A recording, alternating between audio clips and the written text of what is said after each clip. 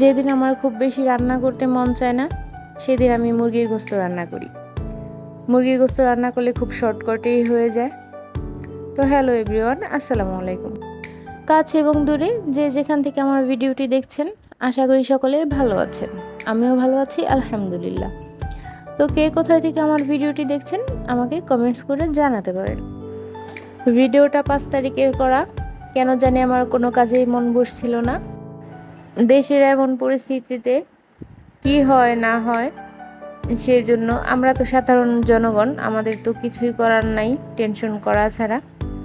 সেজন্য এই যে একটু মুরগির গোশত রান্না করলাম আর একটু ডাউল রান্না করব ভাবছি।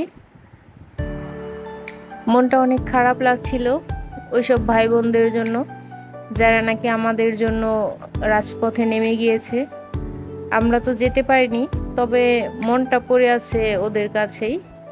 তো রান্না বান্না শেষ করে আপনাদের ভাইয়া আইসক্রিম এনে দিল।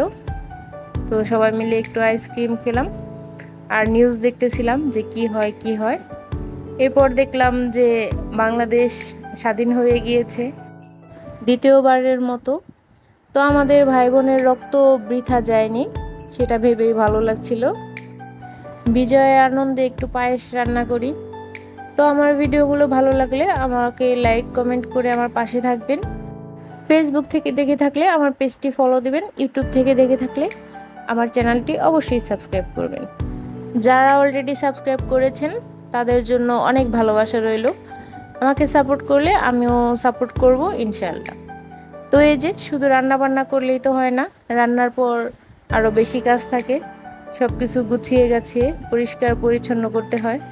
এরপর সন্ধ্যার পরে পায়েসটা ঠান্ডা করে পরিবেশন করলাম, শাশুড়িকে দিয়ে আসলাম, আপনাদের ভাইয়া আমি সবাই খেলাম। তো সবাই ভালো থাকবেন, দেখা হবে পরবর্তী কোনো ভিডিওতে। সে পর্যন্ত সবাই সুস্থ থাকবেন। আল্লাহ হাফেজ।